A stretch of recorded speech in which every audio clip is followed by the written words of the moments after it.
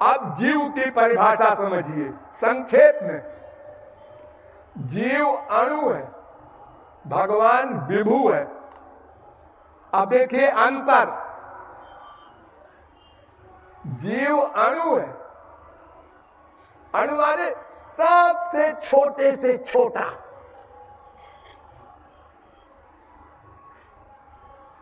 अणु प्रमाणात कठोपनिषद पहले अध्याय के दूसरी बल्ली का 8वां मंत्र, वो अणु है।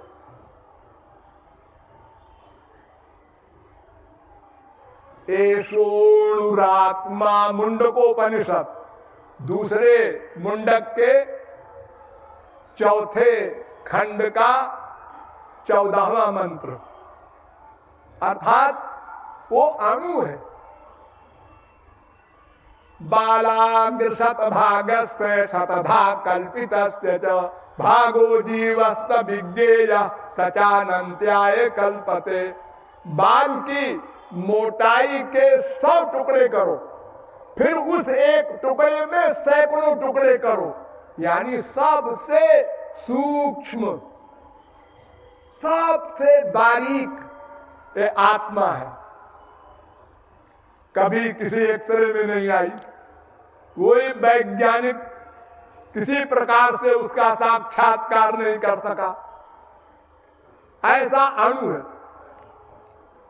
भगवान ने भागवत में तमाम बातें बताई हैं अपने लिए, मैं इसमें ये हूं, इसमें ये हूं।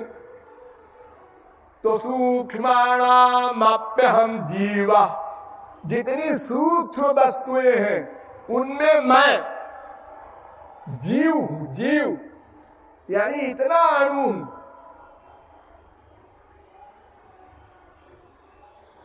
ग्यारहवें स्कंद के 16वें अध्याय का 11वां श्लोक। ओ भगवान का ये अंश जीव अणु है। नंबर 2, ये जीव अणु इस कारण है, ध्यान दो, उत्क्रांत गत्या गति नाम ब्रह्म सूत्र।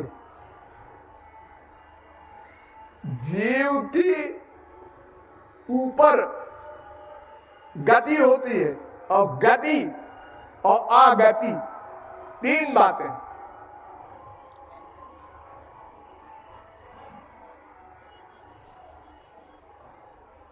दूसरे अध्याय के तीसरे पाद का 19वां सूत्र। अब वेदों में चलो, उत्क्रांति माने ऊपर जाना। स यदास्मात् शरीरादुत्क्रामति सहैवैतैः सर्वैरुत्क्रामति। कौशिक की उपनिषद तीसरे अध्याय का 3रा मंत्र। जब जीव शरीर छोड़ता है, यानी कोई मरता है, तो इंद्रिय मन बुद्धि उसके साथ जाते हैं। सूक्ष्म, ये आंख कान तो स्थूल हैं, इनका सूक्ष्म रूप भी होता है। इस कान में एक कान होता है, ये कान बहुत बढ़िया है, लेकिन वो कान खराब हो जाए। ये आंख बहुत बड़ी बड़ी है, लेकिन वो अंदर वाली आंख खराब हो जाए तो ये बेकार है। तो सूक्ष्म इंद्रियां, सूक्ष्म मन, सूक्ष्म बुद्धि, ये सब आत्मा के साथ ऊपर जाते हैं। और ये वैकेच अस्माल्लोकात् प्रयन्ति ते सर्वे चंद्रमसमेव गच्छन्ति। कौशिक की उपनिषद पहले अध्याय का 2रा मंत्र। ये कह रहा है कि सब चंद्रलोक को जाते हैं जो भी मरते हैं, उसके बाद फिर नरक जाएं, स्वर्ग जाएं, वैकुंठ जाएं, कहीं भी जाएं। तो देखो, उत्क्रांति और गति और आगति। तस्माल्लोकात् पुनरेत्यस्मै लोकाय कर्मणे, बृहदारण्यकोपनिषद चौथे अध्याय के चौथे ब्राह्मण का छठा मंत्र। तो उत्क्रांति गति आगति है जब, तो वो विभू कैसे होगा? विभू माने व्याप्त। जैसे कोई चीज एक वहीं पर समाप्त हो जाए, मिल जाए सब, ऐसा नहीं। जीव पृथक है, भगवत प्राप्ति के बाद भी पृथक रहेगा। वो विभू नहीं है, व्यापक नहीं है। जैसे दूध में घी व्याप्त होता है, उसको व्यापक कहते हैं। जैसे तिल में तेल व्याप्त रहता है, ऐसा नहीं है। जीव पर्सनैलिटी अलग है और सब अलग अलग है। अपरिमिता ध्रुवास्तनुभृतो यदि सर्वगतास तर्हि न शास्त्रते नियमो ध्रुव नेतरथा, वेद कह रहा है। 10वां स्कंद के 27वें अध्याय का 30वां श्लोक। अगर कोई कहे कि जीव सर्वव्यापक है, तो क्यों जी? ये जितने जीव हैं ये सब सर्वव्यापक हो गए, तो सब भगवान हो गए। ऐसा कैसे होगा? फिर इनका शासन कौन करता है? जीव पृथक है, अणु है, तो भगवान शासन करता है। तो समस्त जीव अणु है। सूक्ष्मता पराकाष्ठा प्राप्तो जीवा भगवान का अंश है। वेदांत भी कहता है अंशो नाना व्यपदेशात।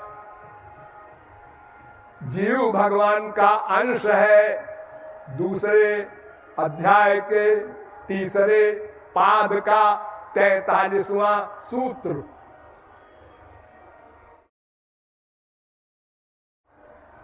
नंबर 2, जीव करता है। कर्ता वेदांत कहता है कर्ता शास्त्रार्थवत्ता।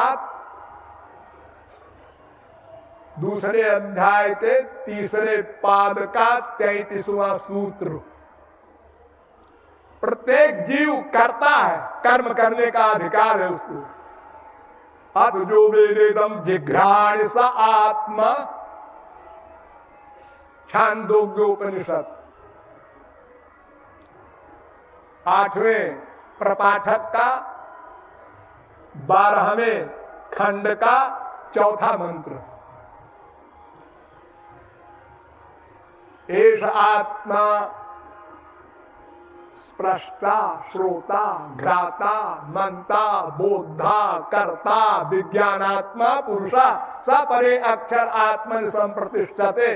प्रश्नोपनिषद 4थे प्रश्न का 9वां मंत्र। जीव करता है, उसको कर्म करने का अधिकार है।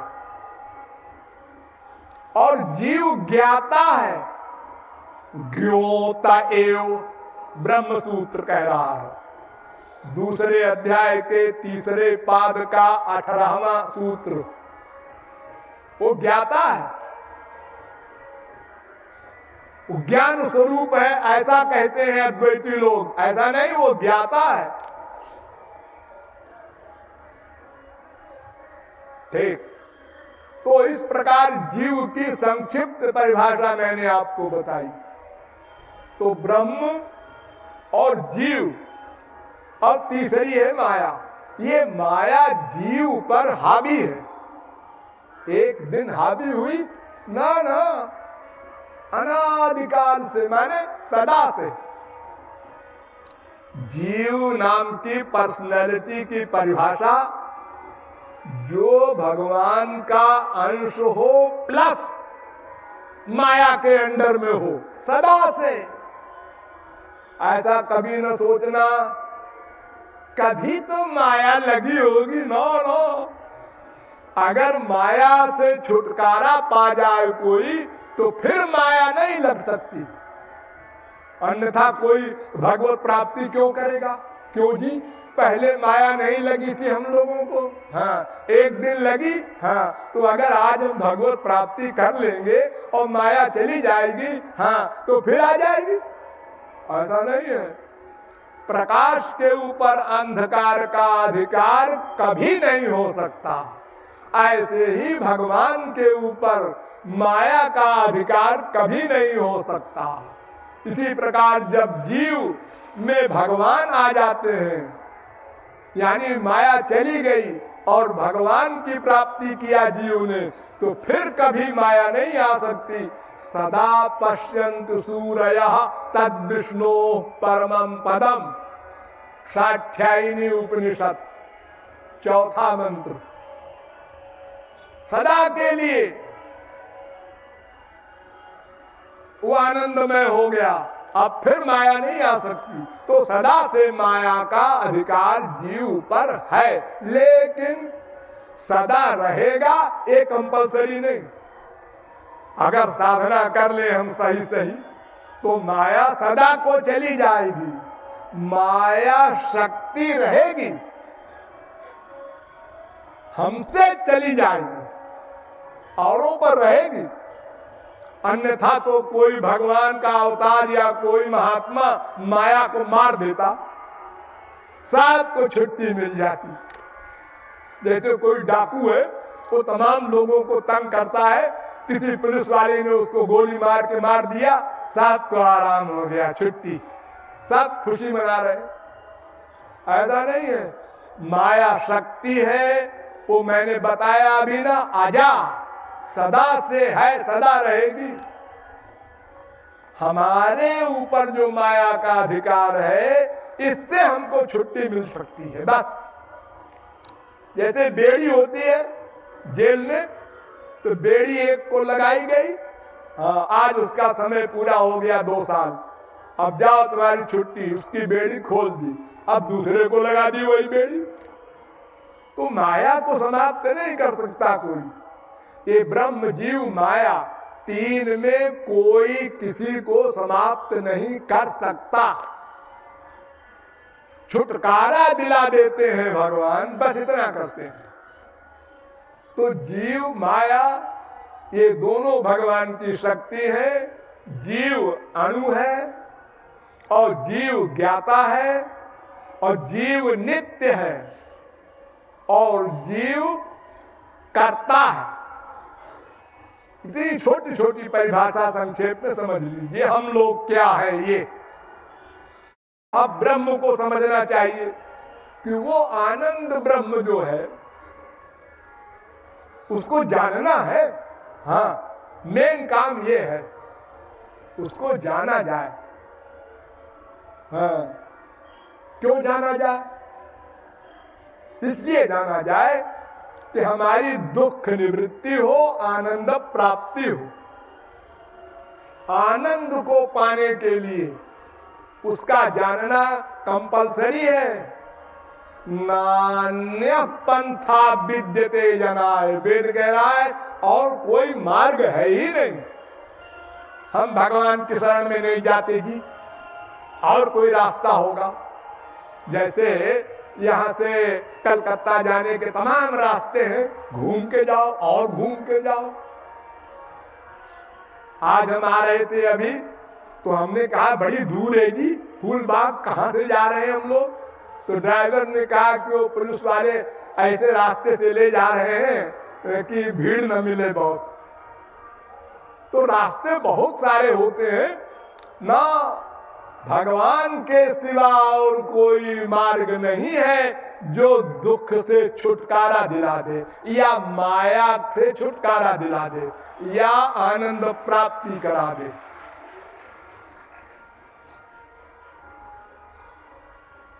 देखिए, एक सिद्धांत नोट कर लीजिए स्वर्ण अक्षरों में। दैवी हेषा गुणमयी मम माया दुरत्यया मामेव ये प्रपद्यन्ते माया मेतां तरन्ति ते। गीता 7वें अध्याय का 14वां श्लोक। मेरी माया है, पावर है, मेरी शक्ति है। जब मेरी शक्ति है तो फिर कोई भी नहीं जीत सकता, कोई भी नहीं जीत सकता। मेरे बराबर किसी की शक्ति हो वो जीत सकता है। तो न तत्समश्चाभ्यधिकश्च दृश्यते, वेद कहता है, श्वेताश्वतरोपनिषद 6वें अध्याय का 8वां मंत्र। न भगवान के बराबर कोई है, न भगवान से बड़ा कोई है। न तत्समोस्त्यभ्यधिका कुतोन्य, गीता 11वें अध्याय का 43वां श्लोक। न श्री कृष्ण तुम्हारे बराबर कोई है, न तो तुमसे बड़ा कोई है।